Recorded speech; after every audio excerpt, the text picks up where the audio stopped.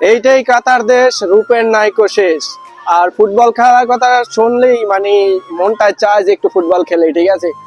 কারণ ফুটবল খেলা আমি ছোটবেলা থেকে অনেক বেশি পছন্দ করি। আর যে ফুটবল বিশ্বকাপ দেখার জন্য কাতারে আসি, ওই ম্যাচই দেখা হয় না আমার জীবনে। টাকা পয়সার চিন্তা হিসাব কইরা, ঠিক আছে, কখনোই খেলা দেখতে যাই নাই, কখনোই টিকিট কাটা হয় না। কারণ এই দেশে আসার আগে, কাতার দেশে আসার আগে স্বপ্ন ছিল যে নিজেকে স্টেডিয়ামে খেলা দেখবো নিজে আর কি, ঠিক আছে। তো ওই স্বপ্নটার পূরণ হয় না যদিও, কিন্তু বাস্তবতা এতটাই কঠিন যে যেখানে টাকা পয়সা অনেক বেশি ছিল, যে এইটা প্রয়োজন, অনেক বেশি টাকা প্রয়োজন ছিল।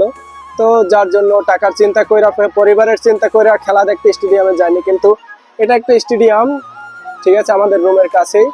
এখানে প্র্যাকটিস চলে প্রতিদিন। সো অনেক সুন্দর সুন্দর মুহূর্ত। আমি ফুটবল খেলাকে ভালোবাসি, আর ফুটবলের জন্যই মানে সবকিছু ভালো লাগে। বিশেষ করে ফুটবল খেলা, কাতার, ঠিক আছে, অনেক সুন্দর, ঠিক আছে। খেলাকে অনেক বেশি পছন্দ করি। আর যারা আমার বন্ধু বান্ধব আছে তারা একমাত্র জানে যে আমি কতটা ফুটবলকে ভালোবাসি।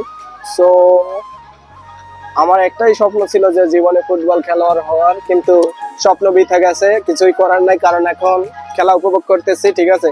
আমার স্বপ্ন আসলে যে আমি জীবনে একজন ভালো মানের খেলোয়াড় হব। তো আলহামদুলিল্লাহ অনেক ভালো খেলতাম ছোটবেলা থাকতেই। তো প্রবাসে যখন থেকে আসলাম তখন থেকে খেলাই আর কি বাদ দিয়ে দিলাম। কারণ এই প্রবাসে যদি কোনো কিছু একটা হয়ে যায় তখন কে দেখবে আমারে, ঠিক আছে। এই কথাটা ভাইবে আমি আমার জীবন থেকে আর কি ফুটবল খেলাকে চিরতরে বিদায় দিয়ে কাজকর্মে মন দিয়া জীবন যাপন করতেছি।